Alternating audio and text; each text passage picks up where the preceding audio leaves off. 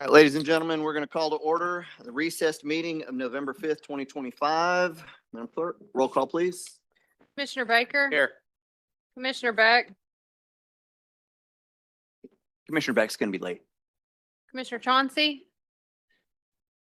Commissioner Chauncey will not be with us today. Commissioner Eversole. Here. Commissioner Graham. Here. Commissioner Graham. Commissioner Helton. Here. Dr. Highlander. Here. Dr. Mackey. Here. Commissioner Sharp. Commissioner Shipley. Commissioner Shipley. Here. Chairman Smith. Here. So our invocation and pledge this afternoon is by Commissioner Beck, who is not here. So I'm going to run down and do that real quick.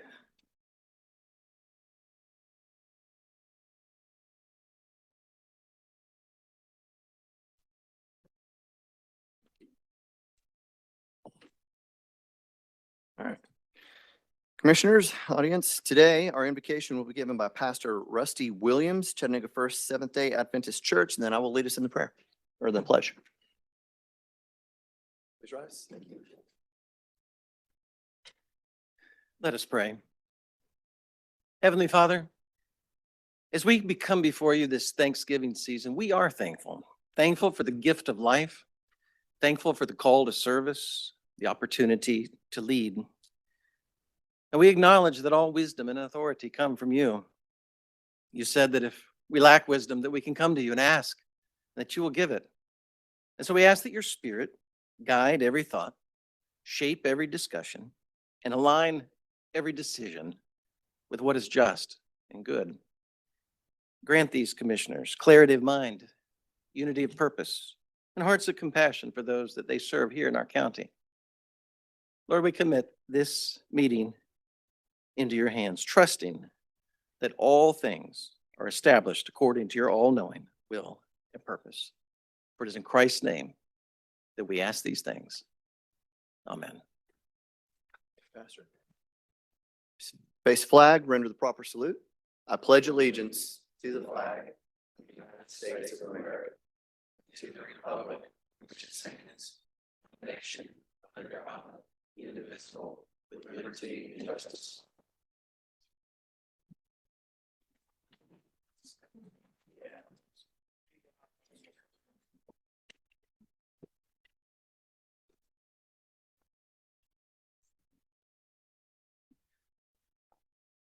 All right. Madam Clerk, I show no recessed items on the agenda. Is that correct? That's correct. All right. We'll now adjourn our recess meeting and go into our November 12th agenda session. Madam Clerk, roll call, please. Commissioner Baker. Here. Commissioner Beck. Commissioner Chauncey absent. Commissioner Eversole. Here. Commissioner Graham. Here. Commissioner Helton. Here. Dr. Highlander. Here. Dr. Mackey. Here. Commissioner Sharp. Here. Commissioner Shipley. Here. Chairman Smith. Here. All right, we have two presentations today. First one on the agenda is from our Veterans Treatment Court. I don't know who's kicking us off there. Honorable Patterson, looks like. Yes, briefly. Good afternoon, commissioners. We know you guys fund things all the time and you wanted to buck the trend by coming back after you funded us to say thank you. So I'm sure that's not a common occurrence, but we want to certainly do that today. A year ago, you gave us a case manager that allowed us to kick off our Veterans Treatment Court in the right way. Lauren Messer is here today. She'll tell you a lot about how our Veterans Treatment Court is operating. And my colleague, Judge Starnes, who presides over the sessions version of Veterans Treatment Court, will let you know kind of what we've done last year. Thank you, Judge Patterson. Judge Gary Starnes, General Sessions Judge. This is a big moment for us. It's a big moment coming up at the end of the year. Thanks to all of you and the mayor. We have you have funded someone that you have hired. She, as Judge Patterson said, she's going to do a PowerPoint presentation in just a minute. But the significance of this is this. As of December 4, basically in that area, we will have been in operation 1 full year. And it just so happens on December 4, we have our very first graduate. And we're going to invite all of you. Formal invitations will be coming out pretty soon. We have 1 graduate, and that's 1 more than we've had ever. And the veterans in this city and county are so happy about that. And we have more in the pipeline, more of them completing the programs, and we're going to have more graduating. But to get to the one person that we want to graduate, we're meeting that milestone, and that's really good for our program. And thanks to all of you, we're going to do it. And like I said, we'll be inviting you later on. If you have any questions about it, just let us know. Thank you, sir. Afternoon, Commissioners. My name is Lauren Messer. I'm the case manager for Veterans Treatment Court. So I just wanted to go over our past successes, current progress, and where we want to go in the future. Our mission is to identify and provide specific interventions for veterans involved in the criminal justice system in such ways to promote public safety, reduce recidivism and costs, while improving the lives of said veterans, their families, and the community through treatment, support, and intensive court supervision. During 2024, obviously you guys know that you provided funding for my position as a case manager. We also collaborated with various departments to establish our multidisciplinary team of everybody who's here today. And then we began accepting applications as of December 4th of last year. During this last year,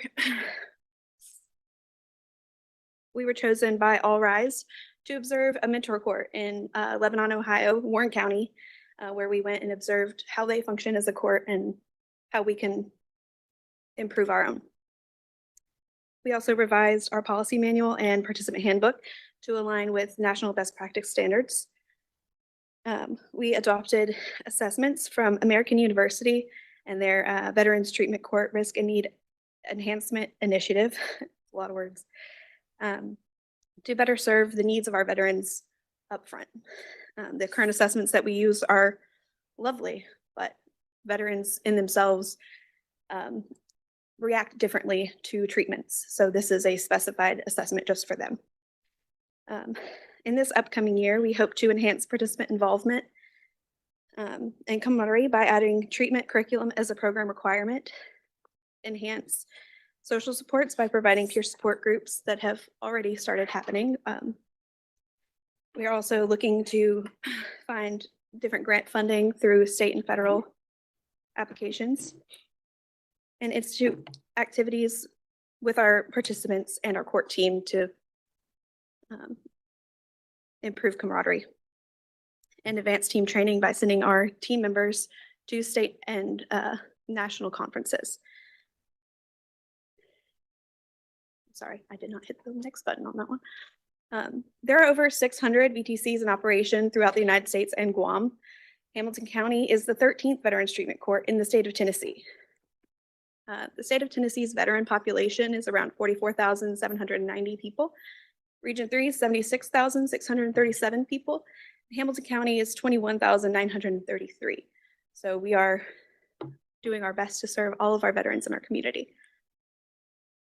Through our application process, defendants are screened by our VSO to determine their discharge status through the VA, and then screened by our DA's office to ascertain their criminal history background and the status of their current charges, see if they are eligible for our program.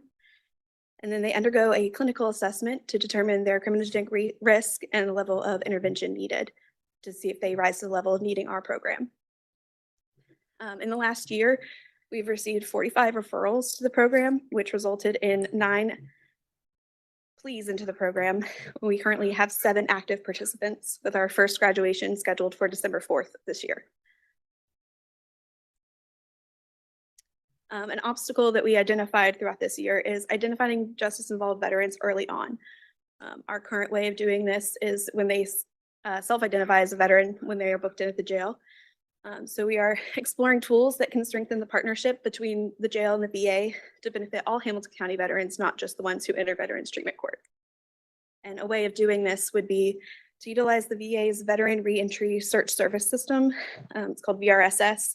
It is a web-based system that would allow the VA to have access to any current inmates in the Hamilton County that are veterans, and they are able to verify they are in fact a veteran instead of just going off of self-report. It is a safe system to use. They adhere to federal data protection and system security standards to protect the data that we would provide. That is something that we hope to provide in the future. That is it. Thank you. Thank you. Any questions from the body? Judge Patterson, I have no lights, no additional questions. All right. If everyone who's part of the Veterans Treatment Court could just stand. This is some, but not all, of the volunteer organizations. As you may know, to put together an accountability court, it's mostly volunteers. It's mostly folks who are seeing that population, whether it's recovery court, mental health court, in this case, Veterans Treatment Court. Lauren is our paid case manager. Everyone else here, and there's more who aren't here today, are part of this community organization that see veterans in some perspective. And so I just want to let you know that this is something that we all have great interest in addressing. As Lauren said in the PowerPoint, our next step is simply finding the veterans in the system. That VRSS is a computerized way to do that. I can tell you that mental health court and I believe recovery court also have navigator positions, which are folks in the court system actively looking to find those veterans. You may have noticed that Hamilton County has a largely disproportionate share of veterans in Tennessee. That's a great thing, but it's also something that puts some part of this onus on us to find them in the system. They're in the courthouse. So our next step is getting these folks connected with the veterans who are there clearly in need. So we thank you for what you've done for us so far. And as we continue to grow, I'm sure we'll keep you advised on what our needs are. Any questions at all from any of the commissioners? I do have a couple lights now. Commissioner Mackey. Thank you, Chair.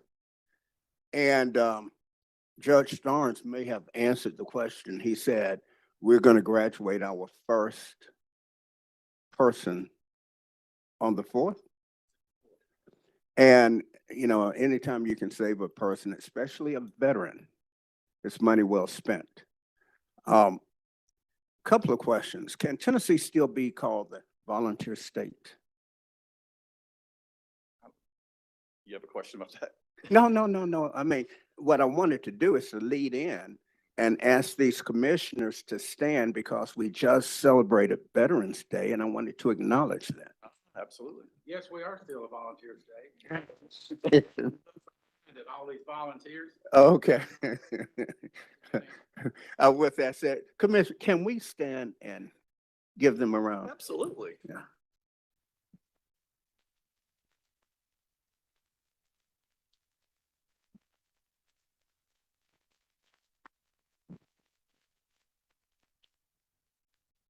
Yeah, I think it's so appropriate that they show up at this point. And this little lady, she made reference to grants and I don't know if she know, standing right behind her is one of the best grant writers around.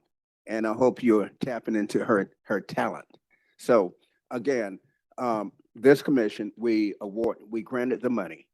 And I am certain, I speak for every single commissioner, it's money well spent. Thank you for your service. Thank you, Commissioner. Commissioner Highlander. Thank you, Chairman. This group that's standing, three of those individuals I know very well. One I've gone to church with and been on boards with. Another, his grandson is good friends with my grandson, who's now MIT training to be on the Space Force. And I've known several of them. And it's high quality people that we have working with these. I just attended a funeral right before I came here of a veteran, 90-year-old Vietnam veteran who was a helicopter pilot and a jet fighter pilot for the Marine Corps. And I tell you, what they have done for our country is such a blessing to all of us. And I want to thank the judges and thank all of you for your service to our veterans. God bless you. Thank you. Thank you, sir. Commissioner Sharp.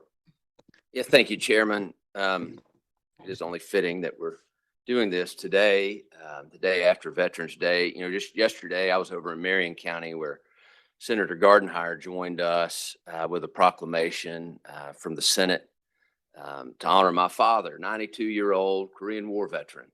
That was a really special thing. And I want to thank him again publicly if you're paying attention for that, if you're watching. When men and women sign that contract to join the military to protect this nation, They're literally putting their lives right there on the line. And signing a contract, they're willing to make that ultimate sacrifice for all of us here at home. That is incredibly meaningful to me, and I thank you for your service.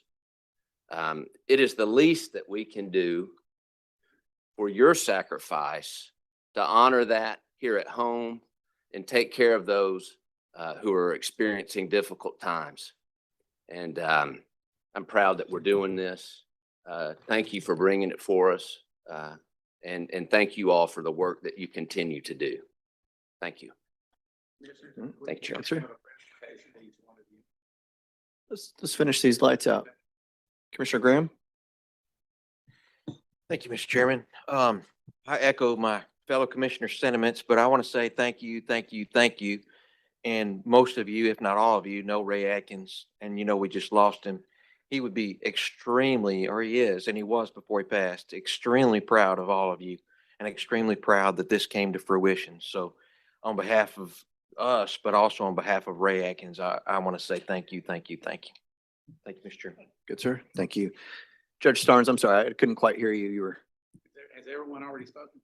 yes, sir. No more lights. We have one last thing. We have a presentation of our challenge coins that were made specifically for Hamilton County. And we thought it would be fitting for our team members to hand each one of you a challenge coin, and that's what they're going to do here in just a minute.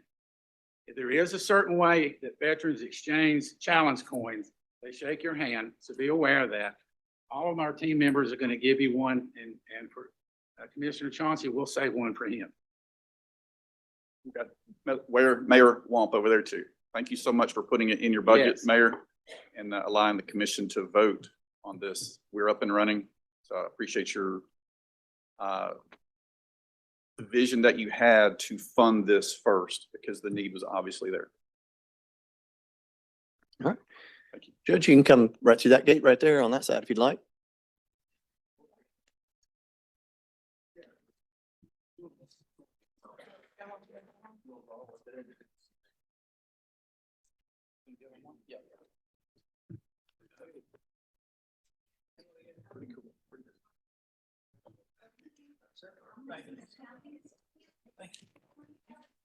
Thank you very much. Thank you.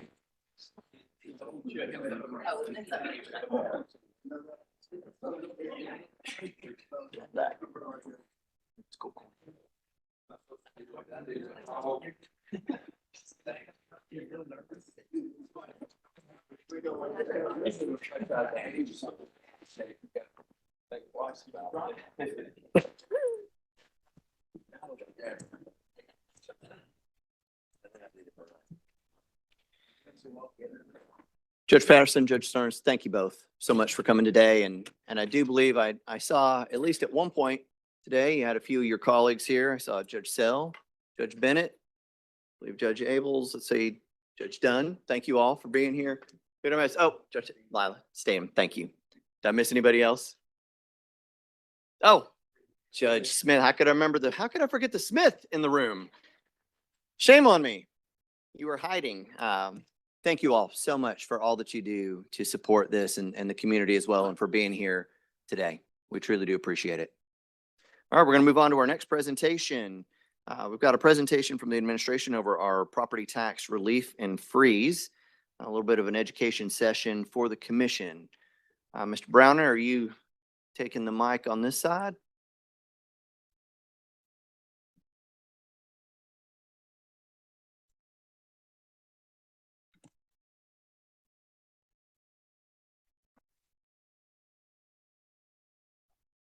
Yes, I wanted to give a brief, hopefully brief update of kind of a comparison between the tax freeze and tax relief programs. The county commission did an in-depth look into this I think in 2017 was the last time that there was a look, a comparison, and a decision made on the best way to go for the county at that time between tax freeze and tax relief.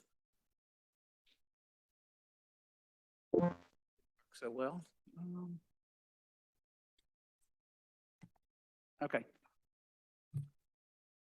All right, we'll try that again. Basically, Tennessee offers two major tax assistance property tax programs, the tax relief program and the tax freeze program. And both the purposes are to reduce the burden of property taxes for the most vulnerable populations within the county. And basically throughout the rest of this, I'll just quickly compare the two options that we've got and where we are on that. Tax freeze program, basically its benefit is for the elderly, basically as defined as 65 and over. I take a little bit of offense to that now, but yeah, so we'll call it the new middle-aged at 65 and above. And one of the big differences between the tax freeze, tax release program is the income qualifications. It's $48,250 for 2024. It gets income adjusted, but the county and municipalities adopting this program have the opportunity to increase it up to $60,000 this year, which again could be income adjusted. Difference between that and the tax relief program, it again is for the 65 and over crowd, but tax relief also provides benefits for the disabled at any age and an extended or enhanced benefit for disabled veterans and widows of disabled veterans. Again, comparing the two, you can see the income level is significantly less for the tax relief program at $37,530 to qualify. Again, most of this between the income needed and the types of income and the residency requirement of you have to own and live in that house are basically the same between the two. Although the tax freeze program limits you to a benefit up to 5 acres. So for those qualifying individuals that may have more than 5 acres of property to their home, they only get to qualify under this program for 5 acres worth. Slip into the next. And again, y'all have got copies of this. So any questions? But basically the tax freeze program, both of them have been around a while. The tax relief program was around starting in 1973, whereas tax freeze was 2007 when it first came about. And basically as we know, the county program for tax freeze will start upon approval by the commission. Whereas currently we have chosen in 2017, effective in fiscal year 18, the county chose at the last time we looked at this to match up to 50% of the state's contribution to tax relief. And it is increased now up in 2024. The county now has chosen to match 100% of the state's contribution. And again, as you can see, the tax freeze is not used as frequently in the state as the tax relief program. The tax freeze is in 27 counties. Tax relief is in 30 counties, or the match of the tax relief. And tax freeze, 35 cities versus the last I'd gotten was 76 cities that have chosen to match a portion of the tax relief program provided by the state. But you can see that the tax relief is used by more cities and counties throughout the state.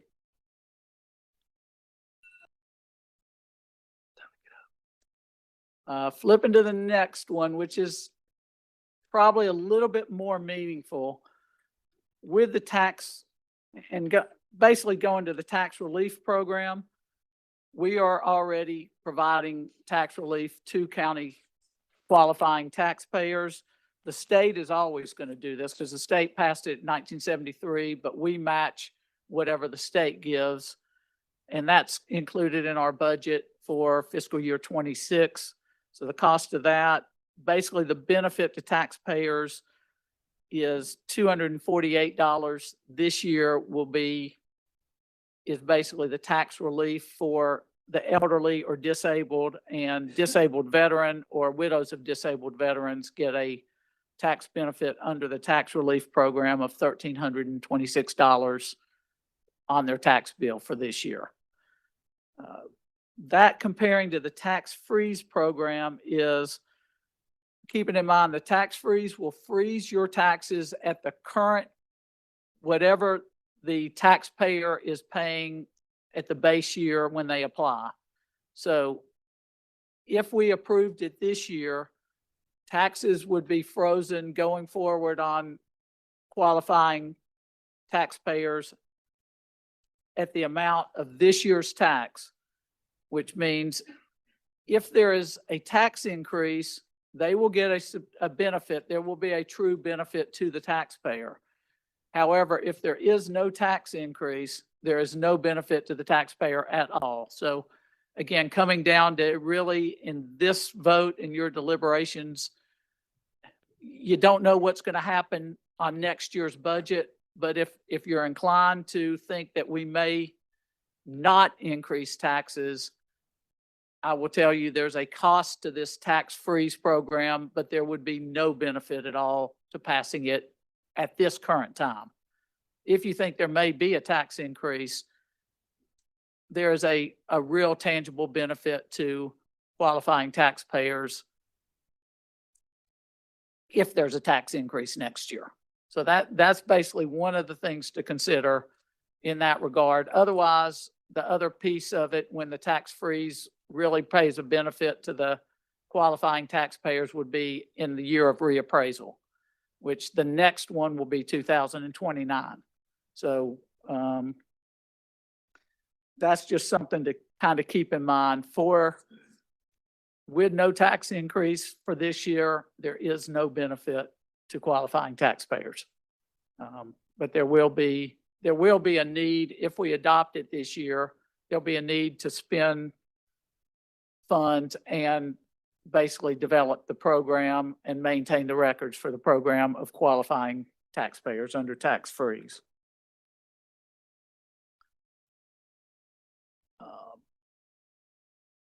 Okay, and the monitoring, that's another big difference between the two programs. With the tax relief program, there is very little, if any, cost to us for monitoring under tax relief of qualifying taxpayers.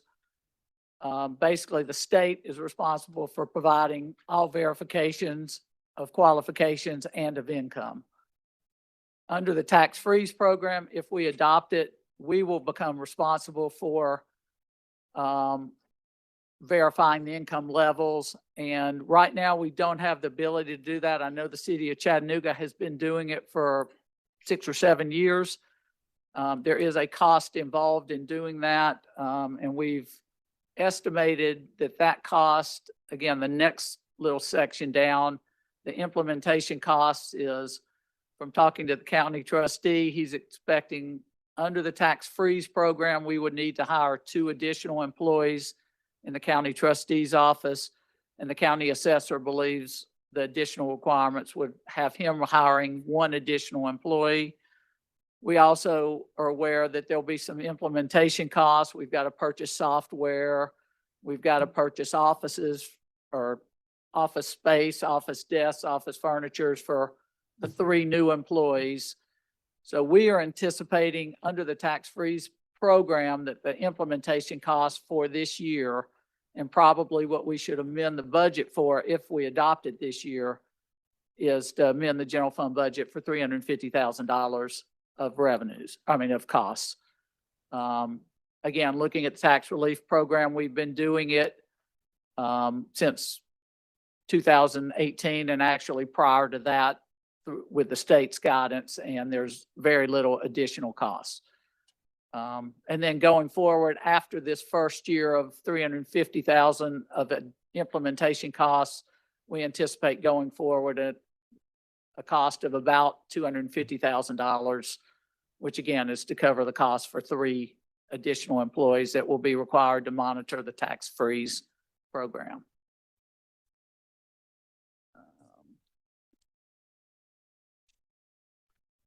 And again, you know, one other thing to keep in mind is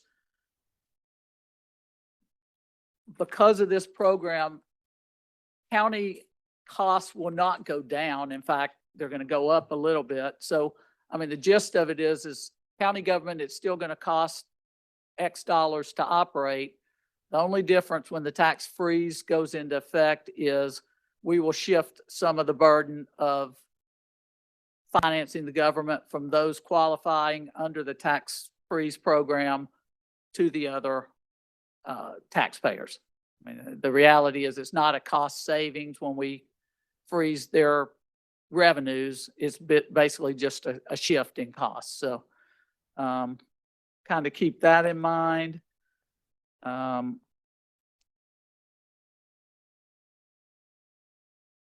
And just kind of moving on a little bit more, and there's plenty of time for questions if you've got it, but under the tax relief program that we've got right now, the qualifying taxpayers, there were 3,932 that qualified for relief under the tax relief program, and we anticipate that number to only go up next year. Keeping in mind with the property tax relief program is kind of a unique in the way the program works is the first $65,400, and that cost gets inflation adjusted every year, is basically any tax on that $65,400 of home value will be covered by either the state or the county's contribution to the tax relief program. There's an enhanced benefit for qualifying disabled veterans or widows of disabled veterans, and basically meaning any house or the first $350,000 of the cost of that house will be rebated or will not be paid by the taxpayer. So a house costing $500,000 would be taxed basically based on 500,000 minus 350,000. They'd be taxed on $150,000 of value.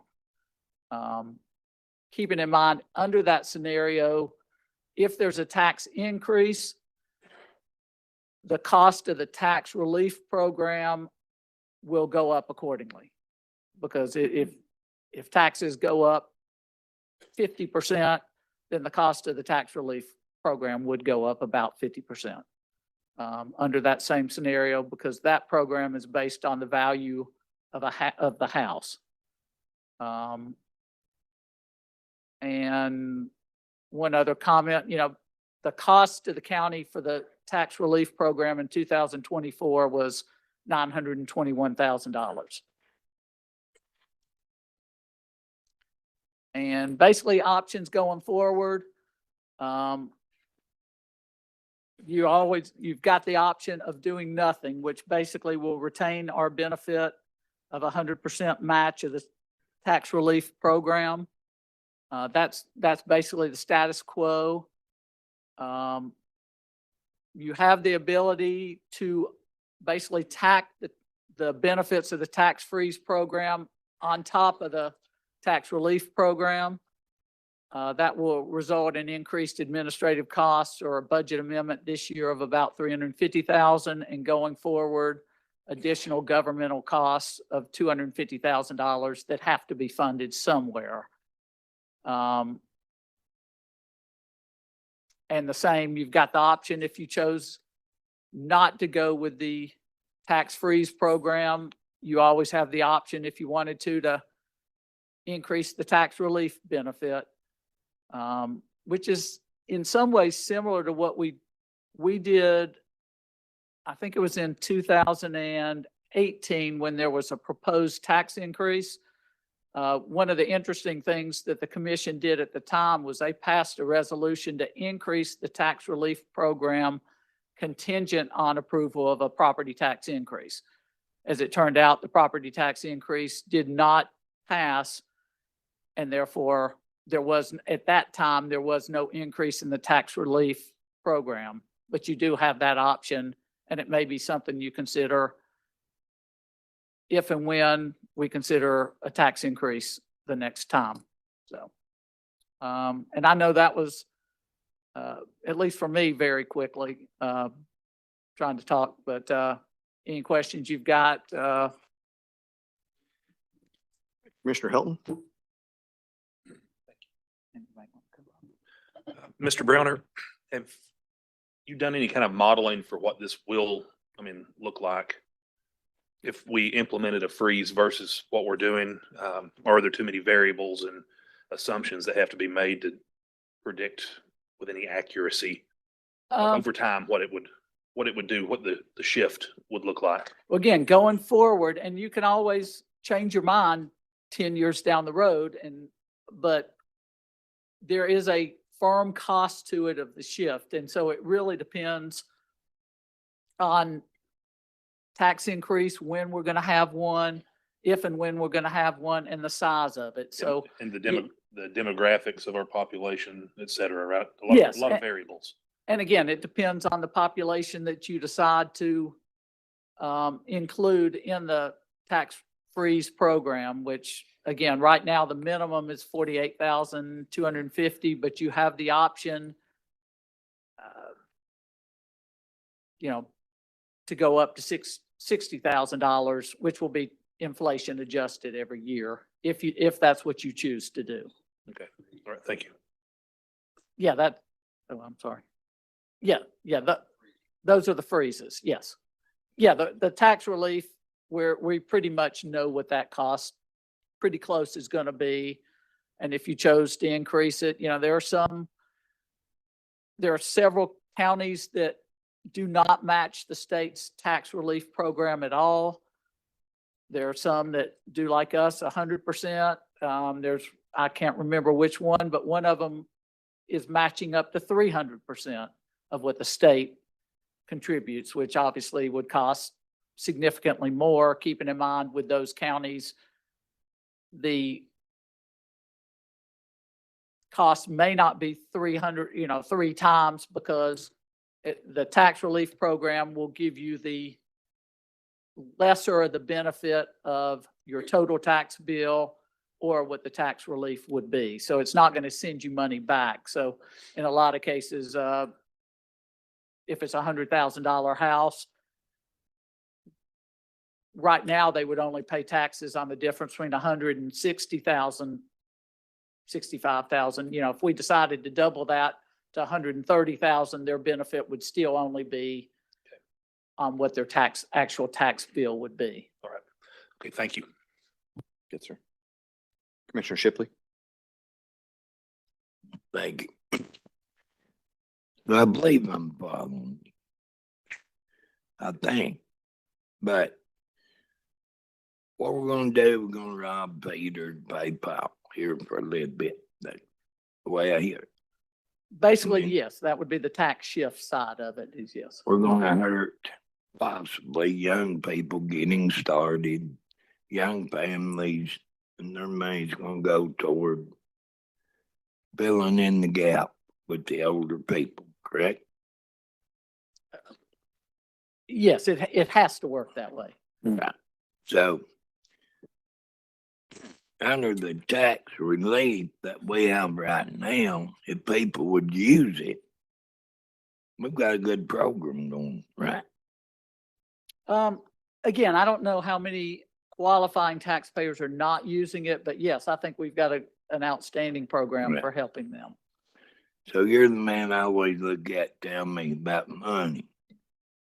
It don't appear to that you're real excited about this. You think what we got is better than going the other way. That would be my recommendation, just for the simplicity of the tax relief program versus the difficulty and having to create a new program, et cetera. So there's so much more costs involved in the tax freeze program. And again, there's only a benefit to the tax freeze program to qualifying taxpayers if and when there's a tax increase. Right. One more thing and I'll quit. A lot of people are working longer at the end of their 60s. So I'll have to think about it, but you've answered all my questions. Appreciate it. Yes, sir. Commissioner Highlander? Thank you, Chairman. Mr. Browner, thank you so much for all the work you put into this. I think all of us want relief for our senior citizens. We want what is best for our senior citizens. I think Mayor, the commission, we all do, and you as well. And several of us, Mr. Browner and ourselves are close to that middle age area that you discussed a little bit earlier. Absolutely. But correct me if I'm wrong, and I'm not a numbers guy, and you are. The tax relief program, the income level is adjusted $37,530, which is fairly low. But if it's a tax freeze, it goes up to, at least last year, $48,250. So it would make more people eligible in the tax relief program. Am I reading this correctly? Yes, in the tax freeze program, significantly more people would be eligible for it. Again, keeping in mind, their only benefit though is in a period of a tax increase or, again, this may make sense before the 2029 reappraisal year. Or it may make sense now if that's what y'all choose, but there would be no benefit unless there is a tax increase. The in the income following. adjusted level annually is lower in the tax relief program. Am I correct? Significantly lower, yes, sir. Significantly lower. And I've talked to some of my constituents that are just barely under this. But if they're over it, they can't use it at all, correct? That is correct, yes, sir. Okay, well, thank you. Good. Commissioner Eversole? Yeah, thank you, Chairman. So there's no benefit to this tax freeze unless there's a tax increase. Is that correct? That is correct, yes, sir. But still, the implementation cost is $350,000. That is the anticipated cost, yes, that we would have, regardless of if you choose to next spring to increase taxes or not, we would have to, if we implement it, we will have approximately $350,000 of additional expenses that have to be absorbed. And then you're saying it's $250,000 annual cost for the next 4 years roughly? You know, again, it may adjust based on inflation or cost, but yeah, that's probably a pretty good guess of the cost with benefits of 3 new employees. So that would be $1,350,000 for the next 4 years until the next appraisal period. Yes. Well, I didn't do the math, but it sounds reasonable. Okay. And there's no benefit with the tax relief. So Again, so until the county's paying that much money and then there's no benefit. That's Yeah, unless there's a tax increase. okay. All right, thank you. Sir. Commissioner Graham? Thank you, Mr. Chairman. The tax relief program that we implemented in 17, Yes, it started with tax year 17, fiscal year 18. Very confusing, Yeah. but yes, sir. that was my resolution. That was my resolution. And I did it because we talked about the tax freeze program back then and the tax relief program. And the tax relief program benefited the seniors way better than the freeze program did, correct? Well, it again, it depends. If there's a tax increase, that may not be correct. If there's no tax increase, then yes, the tax relief is significantly better than zero, which would be the benefit that you would have of a tax freeze program. Maybe I should have started with this. I am not voting for a tax increase in the next budget. So I don't know about my colleagues, but I am not voting for a tax increase in the next year. Everybody's hurting, and it's not just the seniors, but everybody's hurting. So in my opinion, we're going to have to make do with the revenue that we have. So I'm not voting for a tax increase. So the tax relief program, would we be better off to enhance the tax relief program right now? And then, like Commissioner Eversole said, because of the the expense of it, and no one's really going to benefit from it until the next time we have a reappraisal or a tax increase. Would we not be better off, better serving our constituents and better serving the seniors in our districts to enhance the relief program more, like instead of a 37,530 qualifications, maybe move it to the 48,250? That 37,000 is not negotiable. So no, that is set by the state. So, and it will be inflation adjusted each year, but you would have or you do have the option if you chose, instead of matching 100% of the state's benefit, if you chose to go to, for instance, 150%, then again, only those qualifying taxpayers under the tax relief plan would get benefit, but they would get more benefit, if that makes sense. It does. So it But wouldn't you- help any more people that are over the 37.5. That is correct. So they would not get any benefit. Yes, sir. Okay. Correct. And just so I'm clear, I know it's been said many times, but just so I'm clear, the tax freeze program won't help anybody unless a reappraisal year or a tax increase, correct? That is correct. Thank you. All right, thank you, sir. Commissioner Baker? Yeah, I like what the direction Commissioner Graham was going. So that 37,530 is set by the state. Is it set by our delegation, by our state reps, or is it set by the executive branch?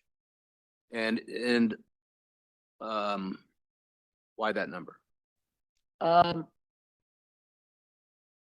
You got me on that one.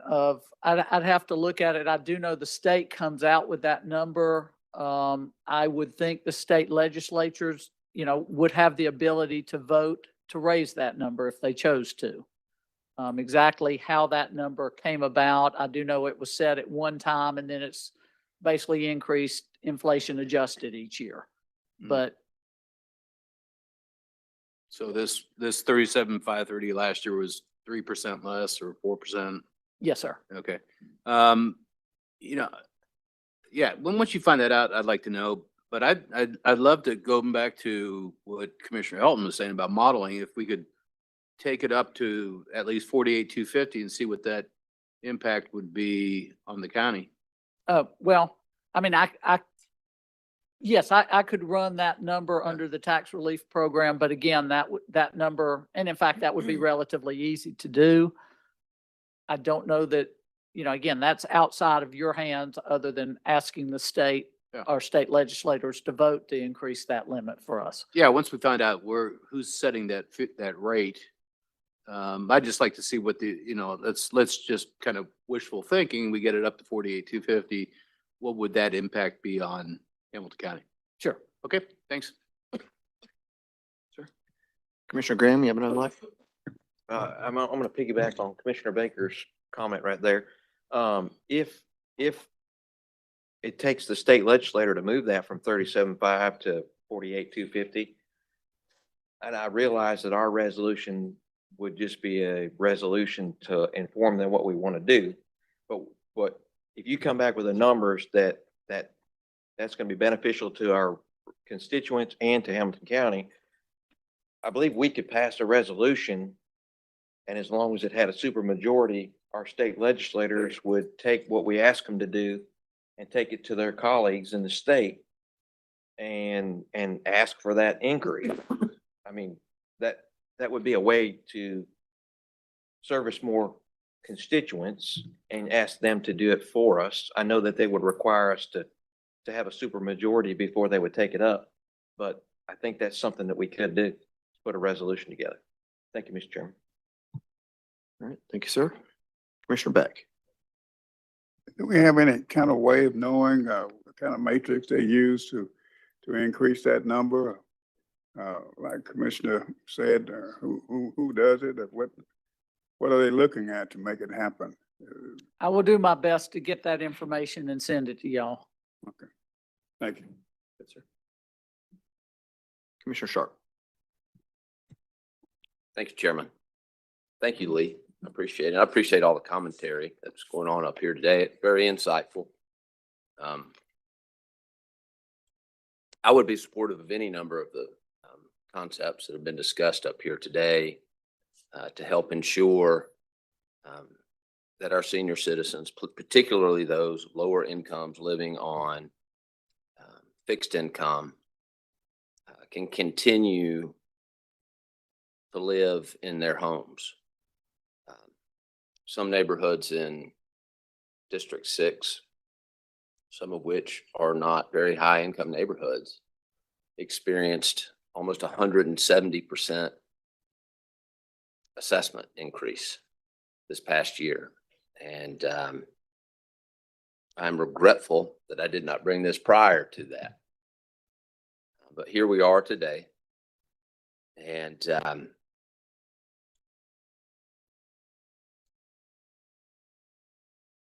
we're not voting today, obviously. We've got another week before we vote. But we never know what the future holds for us. I think we got to be careful when we say, I will never do this, I will never do that. Because we don't know what's in our future.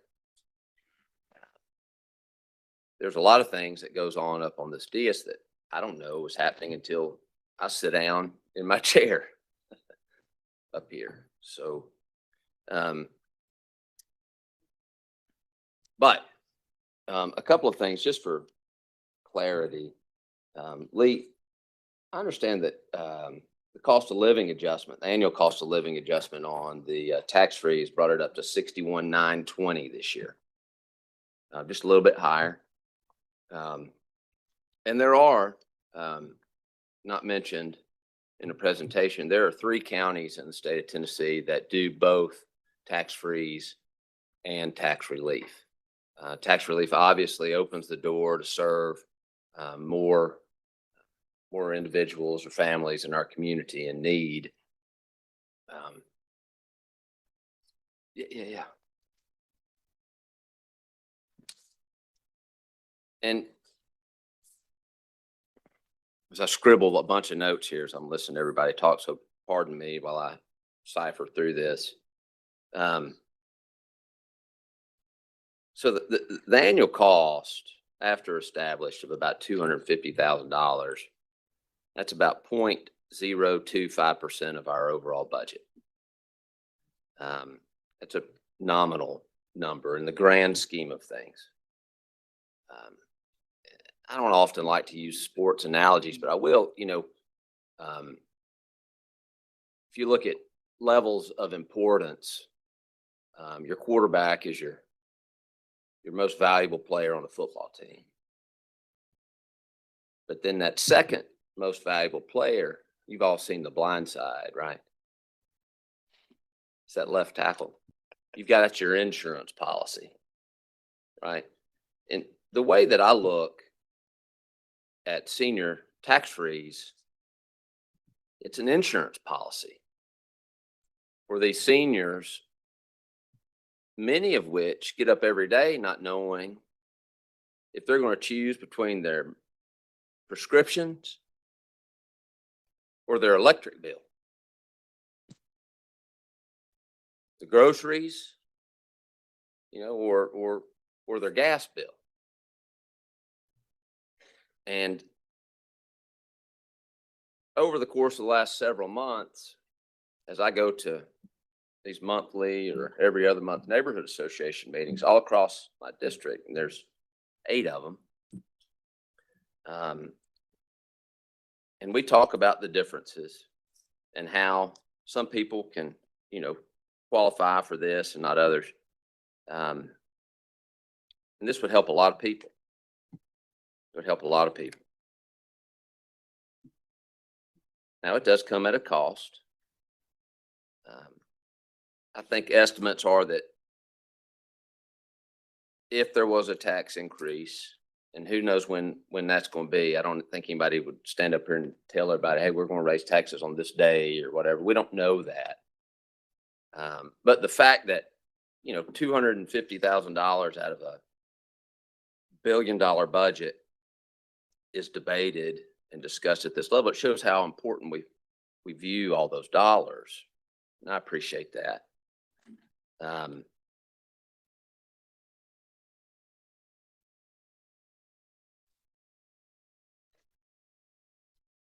I wish that we would deliberate every $250,000 expenditure to this level. But it would affect about 1% of our population. So 99% of our population, if in the event of a tax increase, their taxes would go up just a little bit more so that those struggling to meet their bills could continue living with their fixed income on fixed expenses to the best of our ability to provide that for them. We may not have a tax increase next year. I don't know. But the fact that $250,000 is a lot of money. And I know Lee's trying to figure out, how am I going to fit this into the budget? Right? With all the other things that we're going to fit into the budget. And there's a lot of things that are going to get pushed into this budget, and we'll talk about them all here pretty soon. But peace of mind for these aging individuals, how do you put a price on that? I think that that is incredibly valuable. I appreciate all this information. There was a couple of other little notes that I took. 3 counties, 2 employees, 1 at the assessor's office, 2 at the trustee's office. I want to make sure I've got all of my points covered here.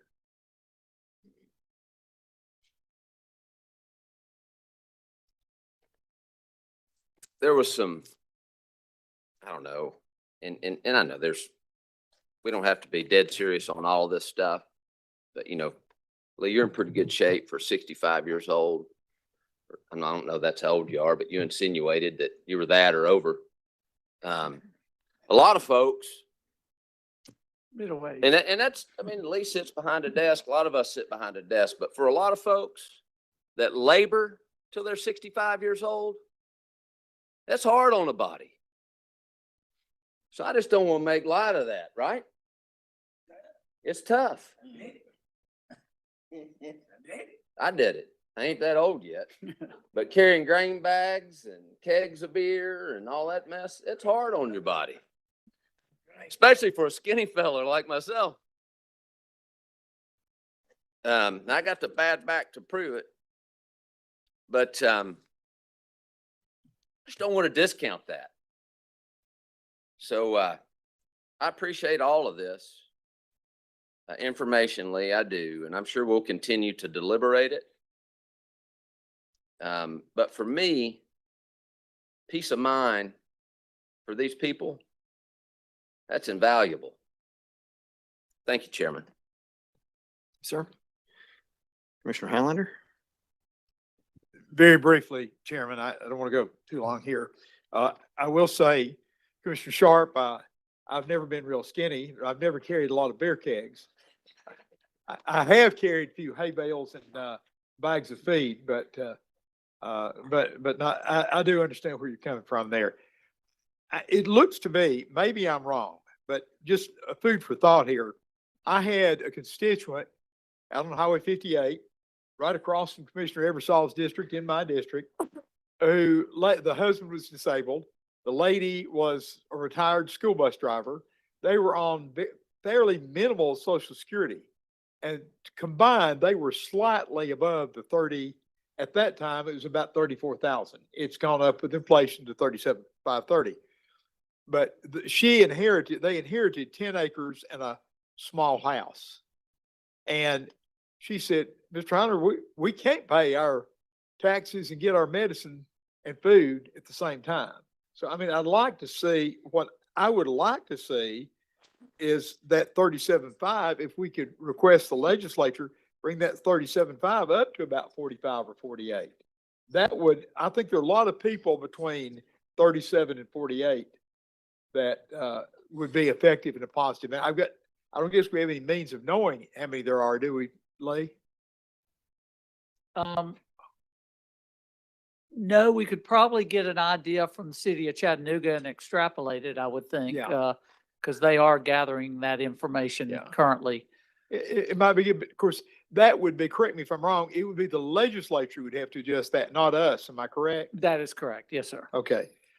I think we all want to help the senior citizens, whatever we can do, but I know that lady, because of subdivisions coming around their 10 acres, and that their 10 acres would not even be qualified because it's more than 5 acres.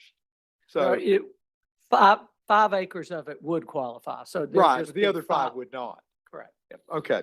Well, I would hope that we would maybe try to find out how many people would be involved between 37.5 and 48.2 and see if we could talk to the legislature about maybe upping that. But that's just a food for thought. Thank you very much. Commissioner Graham? Sorry, Mr. Chairman, I'm not trying to win the award today. Already got it. Oh. Um, I believe once you come back with the numbers, we should go ahead and put a resolution together to ask the legislature. I mean, it doesn't hurt anything to ask the legislature to move that to 48,250. I believe we need that resolution. The other thing is, and this is where you're probably going to shoot me, but let me back up a minute. With the new baseball stadium coming in, and I'm very excited about that. And so are the constituents of District 6, because that's where, District 11, excuse me, David. Because that's where it is. Yeah. But they're also, and I go to all my neighborhood meetings, most of you all know that. And the big conversation that I'm having with the seniors in the neighborhood associations is they're afraid not so much that their tax rate's going to go up, but their assessment's going to go up, like it did in St. Elmo when St. Elmo turned around, $50,000 house anywhere else, but St. Elmo is $50,000, but in St. Elmo it's $250,000, $300,000. It's huge. So this is where you're going to shoot me. Is there a way, like at the age 70, because I'm not sure what Georgia just passed at the age 70, so I'm using that as an example. But is there a way at the age 70 that we could freeze their assessment? It freezes what they're paying. It doesn't freeze their assessment, does it? I don't know, but again, I would think all of that would have to be done at the state level. Okay. Well, I think once you come back with the numbers, maybe we can get our legal team to draw us up a resolution, making a request to our state legislators to move that number. Thank you, Mr. Chairman. Commissioner Beck? Lee, did you say that there were some counties that went up to 300%? Did you say that? Yes, sir. All right, were those larger counties or you know who they were? I do know, I don't have it I've got it over there on my computer. All right. Where I could, did you get the email? Yeah. If you want me to try to get you that answer, Well, you can just get it to me. okay, I can let you know which counties I don't are. have to have it done out more here, than but 100%. just let me know. And see why or how they could go up to 300%. Well, again, they can because their commission voted on that. Again, it still keeps the income limit still the same at 37,530 or whatever, but they can, yes, we have chosen to go from 50%. Well, we went from 0 to 50% in 2017. In 2024, we went from 50 to 100. You have the option to go above that. And I assume that's what their commissions did for those counties. Good, sir. Commissioner Sharp? Yeah, thank you, Chairman. I just wanted to address, I felt like we're doing some cross talking and I didn't want to do that. Address the question, thought, whatever, from our colleague over in District 11. The tax freeze effectively freezes the assessment. Yeah, your taxes won't go up regardless of what the assessment is. But at 65, not 70, Lee? Correct?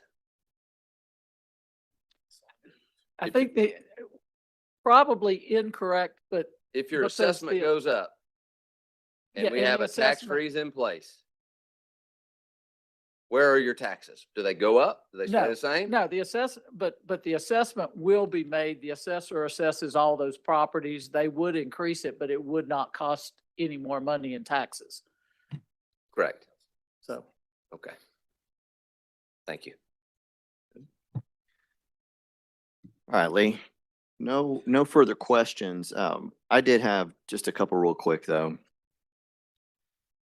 We're talking about whether or not this passes and whether it has an impact. And we understand that it has zero impact unless there's a tax increase or we make it to the new assessments.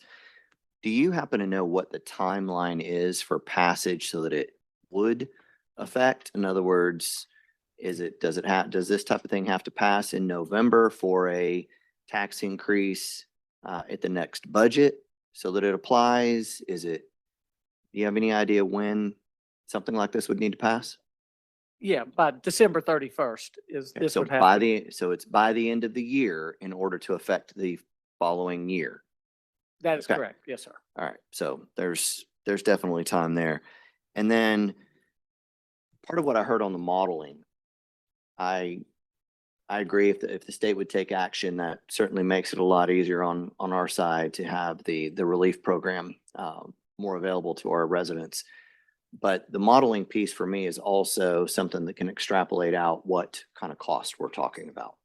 I've heard 250,000. Okay, so that's a repeat annually. I get that because that's just hard cost to have staff, and that's whether or not there's any benefit provided. But when benefit is provided, the cost is significantly higher because we're no longer taking in the taxes, right? Knowing what that is before putting a program into place, I would consider responsible. So is there a way to extrapolate and give us an idea if in fact we were to put into place at the 48,000, not the 60, but put that into place, and of course we're making assumptions that everybody applies, but those that are eligible do apply, what kind of reduction in revenue from taxes that we should expect if we pass that?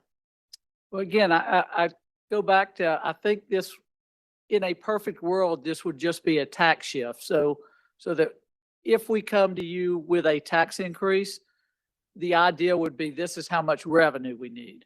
So if we end up saying we need $30 million in additional revenue, we would calculate what that tax would be, tax increase would need to be. If we were under a tax freeze program, the tax increase would have to be higher because you'd have those qualifying under 60 or 65 and over.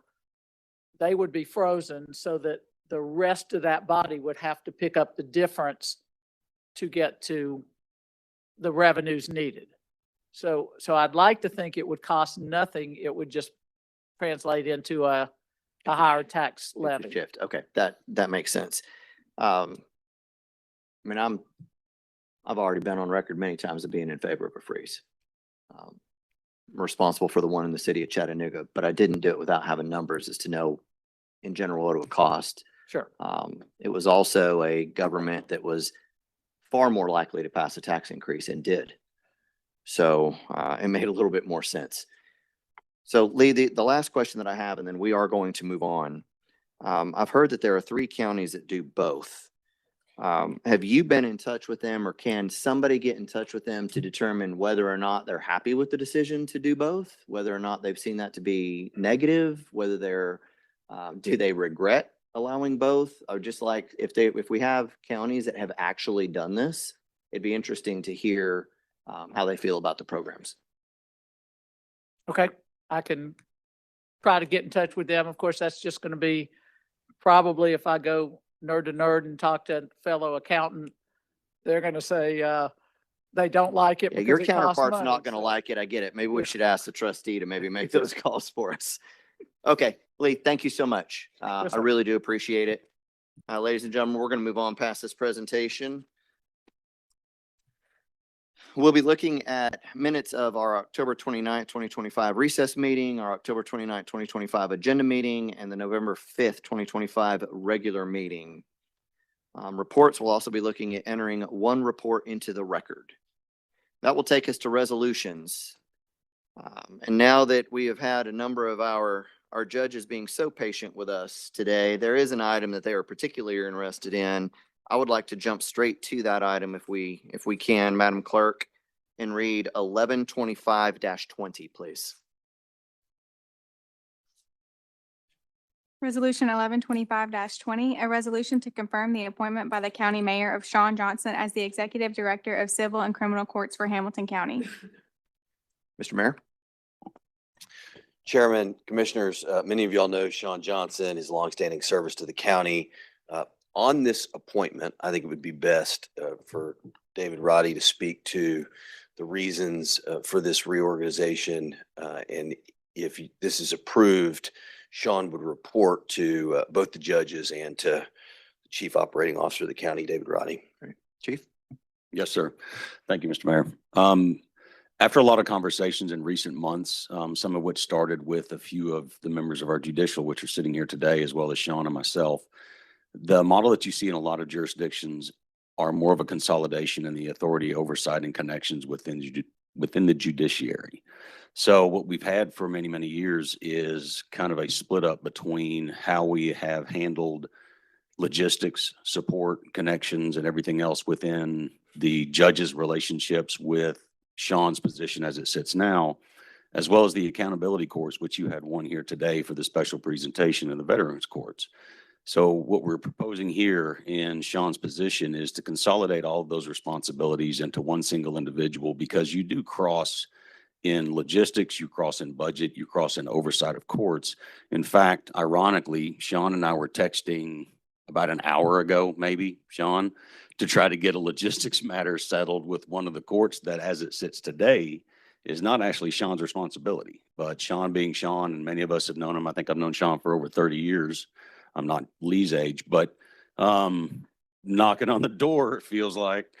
But all that to say is this also would formalize what Sean has done for many years in supporting members of the judiciary here in Hamilton County outside of just Sessions Court. So this will also provide the link, which we have not had at this point, between the accountability courts directly with the judges and Sean's rapport, relationships, and reputation within the courthouse one block over from us is going to be a major bridge.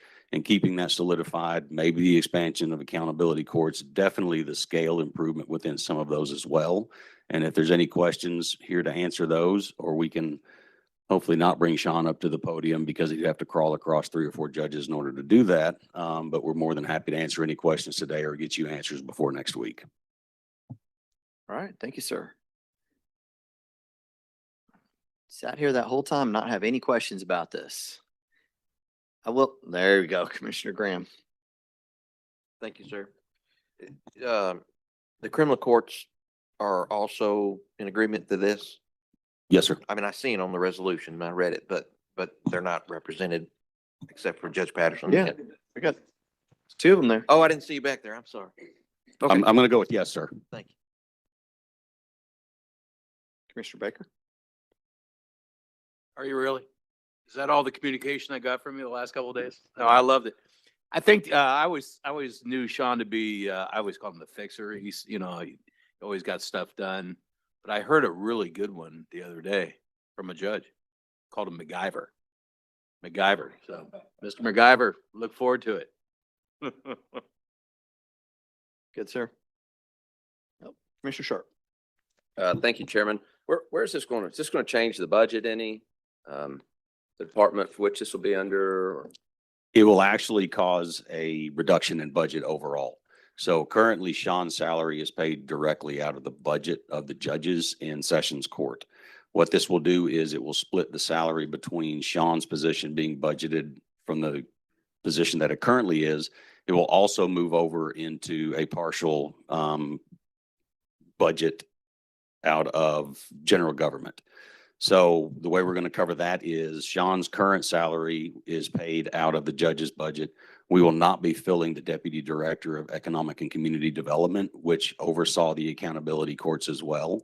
And with some retasking and better process and efficiencies over in ECD, which I'm probably not the one to speak to that, but working in cooperation with them, what we figured out is by not filling that salary and Sean's salary, the total to pay him moving up into this executive director position will actually cause a reduction in overall costs.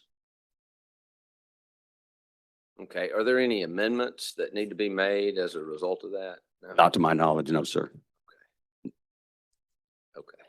Okay, that makes sense. Thank you. Yes, sir. Commissioner Beck? Yes, Mr. Chairman, I think somebody ought to say, and I know the judges would say how much they appreciate Sean Johnson. Sean has for many, many years been actually the go-to person over there. And I have the privilege of watching him in action. And he's never still. He's always moving and always negotiating and always trying to make things smoother for the court system over there. So we appreciate Sean Johnson and appreciate his ability to be cooperate with the judges. And I think all of the judges like Sean Johnson. And so we'll keep it right there. Thank you, Mr. Chairman. Thank you, sir. All right, we have no further lights on this one. Thank you to all your honors for being here this afternoon and bearing with us. No, For them. no. It's for you. Oh, it's for me. Okay. Do the judges need to come back next week? Absolutely not. But y'all are welcome to. I mean, We love seeing you here. But no, absolutely not. Thank you.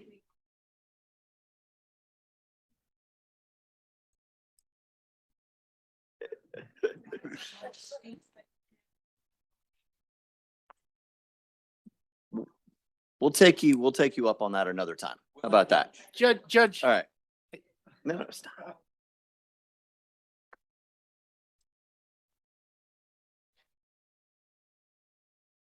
Thank you. We Judge appreciate Stowe, it. you just revealed my source. All right. Thank you all. Madam Clerk, let's go back up to the top. 1125-16, please. Resolution 1125-16, a resolution to approve and accept applications for notary public positions, the bonds and oaths of notaries previously elected, and the oaths of deputy sheriffs. Thank you. No lights. 1125-17, please. Resolution 1125-17, a resolution making an appropriation to Focus Point Children Academy in the amount of $1,000 from general fund travel discretionary monies as allotted to District 1. No lights. 1125-18, please. Resolution 1125-18, a resolution to appoint one member to the Hamilton County Regional Health Council for a 4-year term beginning November 19th, 2025 and ending November 19th, 2029. This resolution will appoint Amy Eldridge. All right. Still no lights. 1125-19, please. Resolution 1125-19, a resolution to reappoint one member to the Hamilton County Regional Health Council for a 4-year term beginning November 19th, 2025 and ending November 19th, 2029. This resolution will reappoint Erica Ballard. No lights. That ends our committees of a whole. So we will go to our others in a moment, but just to call out, Finance Committee, Commissioner Eversole has 5 resolutions. Public Safety Committee, Commissioner Beck has 1. Health and Human Services Committee, Commissioner Baker, you have 2 resolutions. Public Works and Zoning, Commissioner Highlander, you have 1 resolution. And Building and Economic Development Committee, Commissioner Shipley, you have 3 resolutions that we will get to immediately following the end of our agenda meeting. So with that, we will move into announcements. Commissioner Shipley. I'm glad I get to go first. I've got to say to Karen Showstick, Matt folks, and everyone else involved, and I'll miss somebody, Mayor, one up his town. What a wonderful weekend that you give the people of Hamilton County. I mean, so many families that came out, enjoyed that. So many little children. That was very special, what y'all have done. Thank you. Thank you, sir. Commissioner Baker. Yeah, I don't like Commissioner Shipley going first. No, I just like to reiterate, good job, Karen and Matt and all your team. And please express our gratitude to them. It was cool. I got to perform a marriage on Saturday, but it was the day to be out at the fair. I came Sunday. It was cold, but it was great. We had a great time. So I just want to say thank you and congratulations. And also, we have an audit committee meeting on the 20th at 10 a.m. at, where is it? McDaniel Building. Okay. Thank you. Good, sir. Commissioner Mackey. Chair, I have no announcement. Thank you, sir. Commissioner Beck. Thank you, sir. Commissioner Sharp. Yeah, thank you, Chairman. I don't have an announcement, but I have a question. I think there's a website that's been established for comment regarding Enterprise South, so that community members can comment on that. I think I don't know, do we have access to that? The data itself? To those comments? Yes. Not yet, no. It's just Um, now went up about a week ago. I believe all those comments are being collected. Okay. Is there any way that we can, like, are they just collecting them to distribute them? How's that process work? I'll let somebody from the admin answer that if anybody want to take a stab at it. That's what I I was wondered. expecting that they would all be collected, compiled, and then reviewed. We were just gonna wait till public comment period ended to collect them. Pull it all together. Right. Okay. And I Well- believe, correct me if I'm wrong, that website is .com. yourhamiltoncounty.com. Correct. Right? Okay. Okay. Well, then I'll ask if anyone in the community is paying attention, if you would copy me on those, I'd like to see them also. District 6 at hamiltontn.gov, and the 6 is a number. I'd like to keep up with that stuff in real time, so I can continue to develop my thoughts around it. I appreciate the engagement that is going on in the community about this topic. And I look forward to further discussion about how we can meet the needs of all the people in our community relating to these important issues. Thank you, Chairman. Sure. Commissioner Baker, I see your light. Yeah, just briefly. I mean, I was gone for a couple of weeks and I guess we didn't have one of the meetings, but I really don't know enough about the project to even be able to have comments on it. So it just seems to me, I've read, certainly I got caught up with all these other comments. I don't know enough about the project. And so what we need to do at some point, be very explicit about here's what we're looking at, and then let's get comments. Just seems to me that would be a logical way to go. It's just my point. Thank you. Thank you, sir. Commissioner Helton. Thank you, Chair. I've really enjoyed the evening meeting. It's been pretty nice. We didn't have to get here quite as early. The attendance seems to be decent. But I had a comment from one friend of mine this week. And it's something I hadn't given a lot of thought to, as my children are almost at an age now that they're starting to age out of their youth group at church, and they have their own transportation and whatnot. And, in years past, I would have to take them, I had to get them there, get them home, and I would attend Wednesday night church as well. And given, if I was a citizen out here and I'm choosing between taking my child to their youth group and Wednesday night church and getting some exposure to Jesus every week, or coming here and listening to these 11 knuckleheads, I'm not going to be here. And I think that's one thing we need to consider as we move through this process and trying to figure out how to get the vast majority of the people in here. We need to think about those parents and those kids and what this looks like going forward. We want everybody to show up and attend, but the kids, they need Jesus in their life more now than they probably ever have. And just please consider that, gentlemen. Thank you. Sir, Commissioner Highlander. Thank you, Chairman. I've got 2 or 3 quick announcements.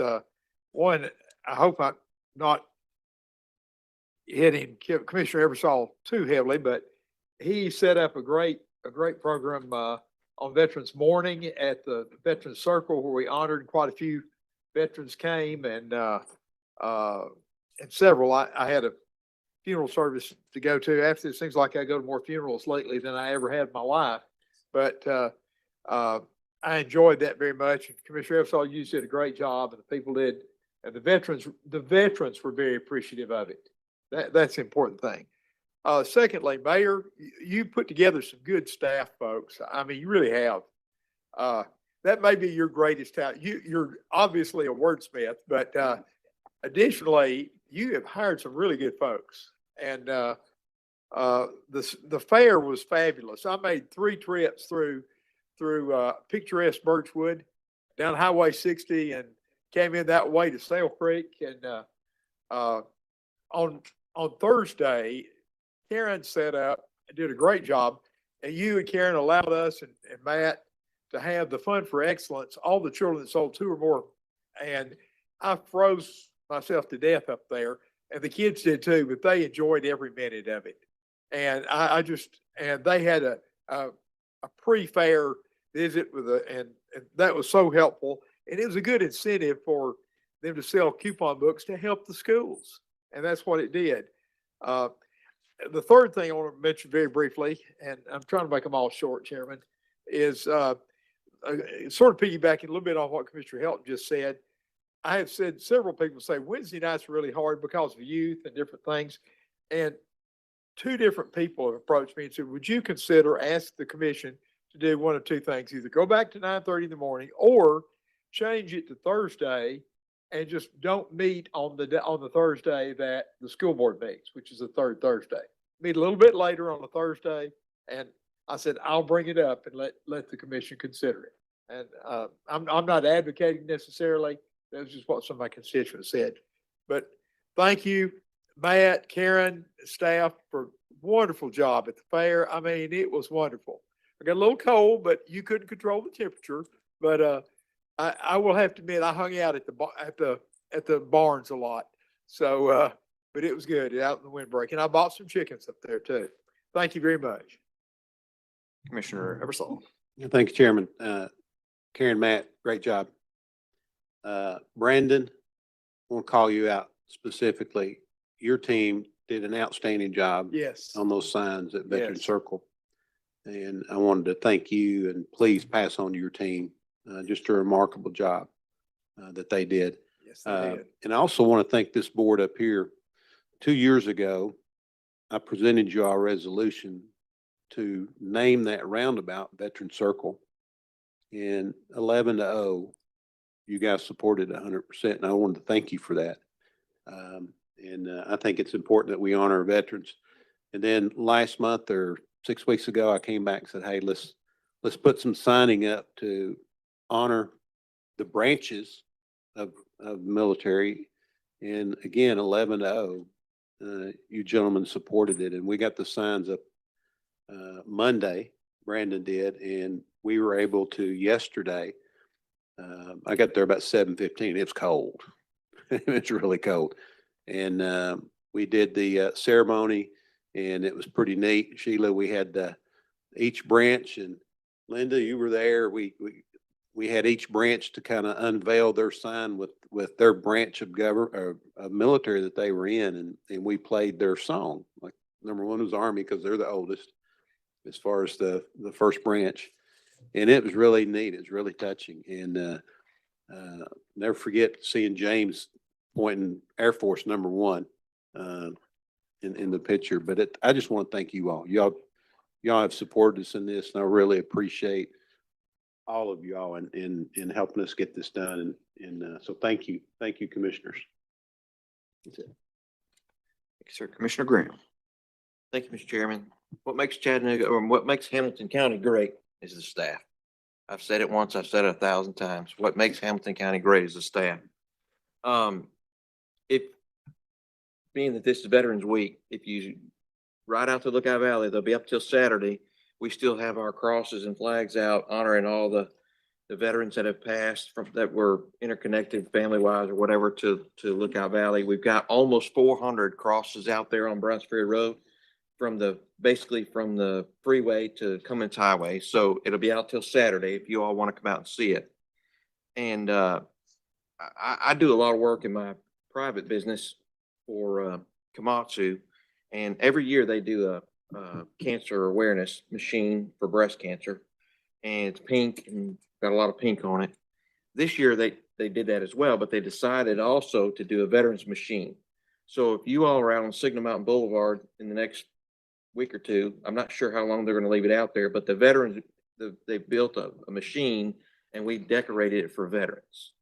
So it's really impressive to see. So you all get a chance to go by there. It's really impressive to see. And if you really want to put your money where your mouth is about veterans, Wreaths Across Chattanooga are looking for donors. So I challenge everybody. I'm going to buy 15 myself. So I challenge anybody else to match or beat me. So Wreaths Across Chattanooga. One other thing, the education committee, I've talked to several school board members, and we're trying to do a joint meeting between with us and them before the budget cycle. Being that the holidays are here, we're kind of leaning towards maybe sometime in January. So I'd like some suggestions from you all, what date or dates might be available in January. Hopefully we'll slow down a little bit in January. We can make that happen. But we want to try to do a joint meeting between our board and their board in January. So that's all, Mr. Chairman. Thank you. All right. Thank you, sir. Attorney Barnell. No announcements. Thank you. Mayor Want. Well, I'm going to echo some of the thanks that's already been made. First, Matt has taken on this project that this board funded a couple budgets ago with the restoration of the fireman's fountain out there, and it arrived back. It's 136 years old, that small fireman.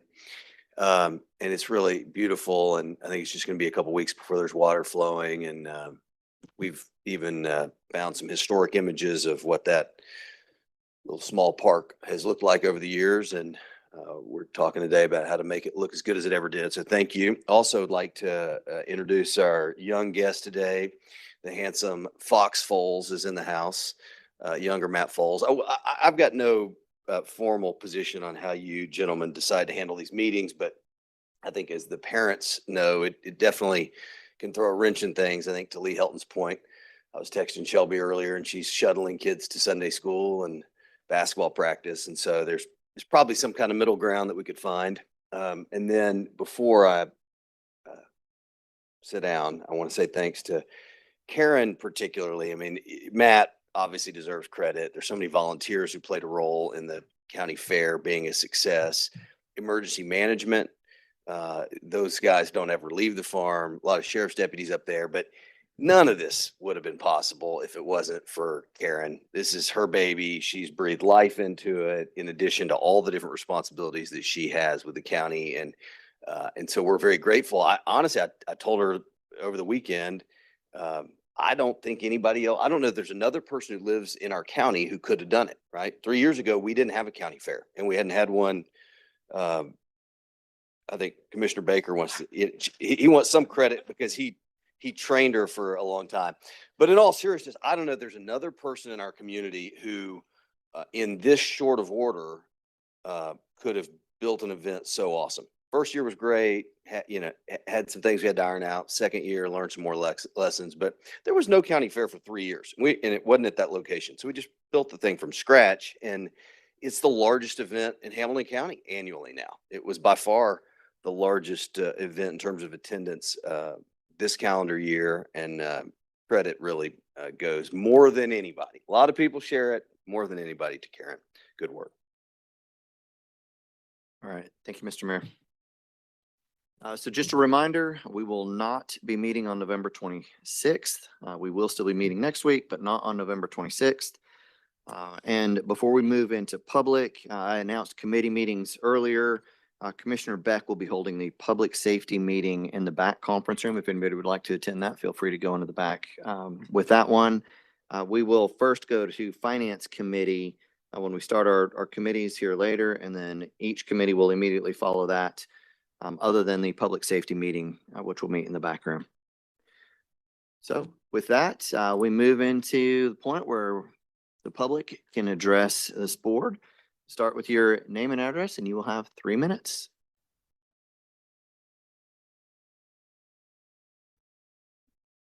Sorry, I'm Melissa Ray. Address is 4006 Dearmont Court. Sorry, I've lost my voice in the last few days. So I apologize. I'm gonna try to get through this. Good evening, commissioners and mayor and community members. It's really good to see all of you. Thank you for your time and your care today. Really appreciate it. I first want to celebrate something. Save Enterprise South Nature Park has just become a registered nonprofit. So we're really excited about that. And I wanted to celebrate it. The main thing that I wanted to flag here today is about data. We were excited to see the county's addition of the public input page about the deed swap. And we have been directing folks there to add their comments. But we do want to voice some concerns and questions that we have around the public input effort. I come from a research background. I'm trained mostly in qualitative and mixed methods research. I'm very familiar with data collection and analysis. And so I can comfortably say that there is a clear disparity right now in the resources that are being devoted to collecting public input around the protection of Enterprise South when we compare what was devoted to the input from McDonald Farm. Short aside, I do want to continue to make sure that our group is not seen as discounting the tremendous effort, community effort, and the vision that the county has put forth for McDonald Farm. We think it's awesome what they have envisioned, and we're very supportive of that. But in the case of McDonald Farm, the county had an objective third party, a university conducted study and report, which ultimately demonstrated the overwhelming public support for conservation of that property. As far as I can tell for Enterprise South Nature Park right now, the only survey being conducted is by the county, and the data collection tool, the online form, currently has no way to parse out quantitative data for really basic questions like how many people are for, against, neutral? In what areas of the county are people for, against, neutral? As it stands right now, that survey form will not give us answers to these really critical questions. I understand the county was under pressure to get something up quickly because of the public outcry around the news. But ultimately, we would ask that this public input phase be given the same resources and the same rigor as the decision-making around McDonald Farm.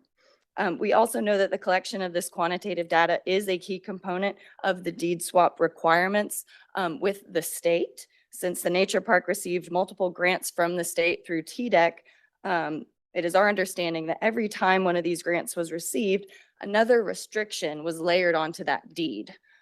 So there are federal deed restrictions and there are state deed restrictions, to my understanding. This means that the county must not only go through the conversion application and process at the federal level, but also at the level of the state. And according to the TDEC standard operating procedures, the public input requirement, it states that the documentation needs to include survey results. And if a simple majority is of the public input is not in favor, the request may not be approved. Ms. Bray, thank you. Yeah, thanks. I appreciate all of the diligence that you're putting into this in your own personal time, and obviously the passion that you have for it. We do. Do we have more people that are speaking about Enterprise South? Okay. We have a 10-minute max on any one subject. I let that go to about double time last week. Let's try to keep it to that if we don't mind. We've already gone through 3 minutes, so if everybody would just be mindful of that with everybody behind you, so everyone does get a chance to speak, I'd really appreciate it. Okay, thank you. Thank you.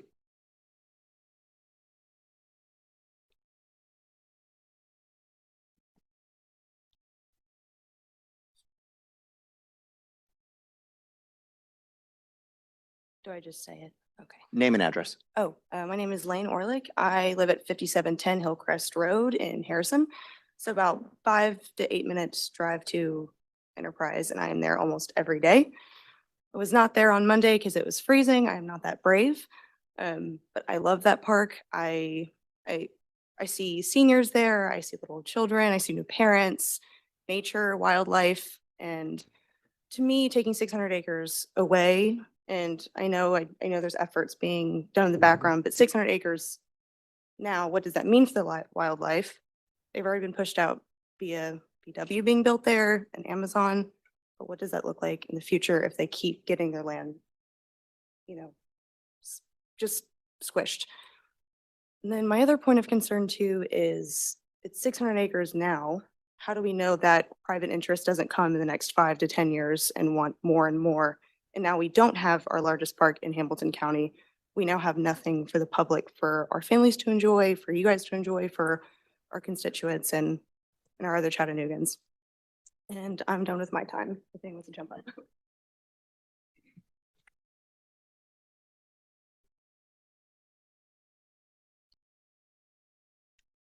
Now, please excuse me, I am new to this kind of meeting, so if I do make a mistake, please let me know. No worries, just name and record. My name is Dawson Aaron. I live at 8300 Crossbow Court in Ooltewah, Tennessee. I'd just like to say I represent 2 other veterans that can't be here. We all work for the city of Chattanooga, and we are directly affected by this Enterprise Nature Park proposal. I will say my biggest thing right here, and I'm gonna pull out my phone. Please don't. So that's my daughter, right? Beautiful child, right? So the reason I'm here is for her, because when we found this home, I'd served 13 years in the military, and I'd saved for 13 years to buy a home that's somewhere where peaceful and tranquil. I grew up in Blairsville, Georgia, in the mountains, in the woods. And I have some major concerns, and I know other people behind me have some things they would like to say, so I will be back. But I will like to say this, why? My reason is why. Every single person that I've talked to about this issue, and I've actively tried to reach out to people and tell them about this issue, this is literally what they do. They bow their head kind of and go, why? Why are they doing this? So please, if anything, I just want my daughter to be able to grow up the same way that I did.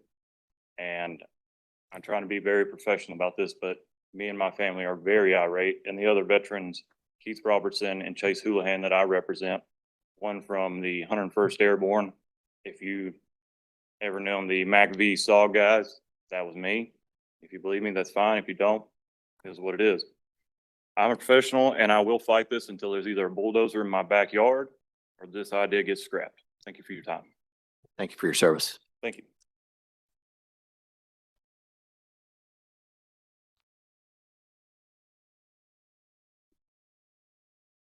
Hello, my name is Chris Cloutier. I'm at 5328 Hunter Village Drive.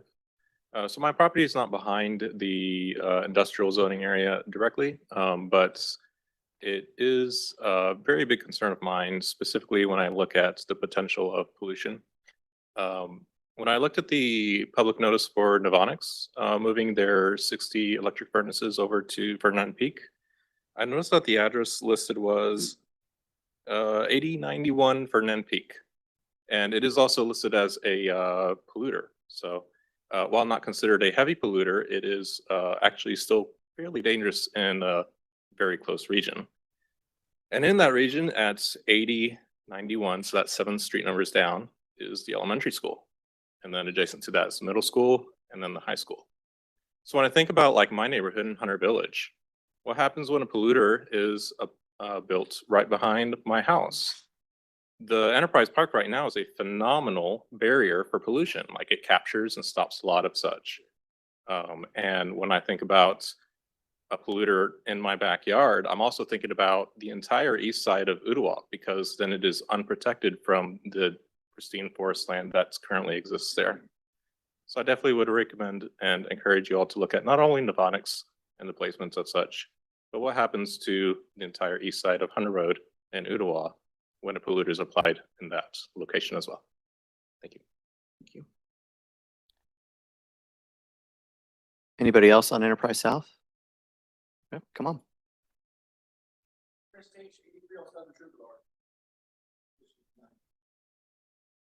My background is police, MP and Marine Corps.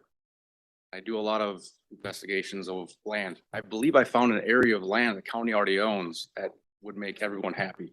Save McDonald's, save Enterprise, and bring business in. I would invite anyone to speak about it afterwards, but that's all. Thank you. All right, thank you. Anybody else on Enterprise South? All right.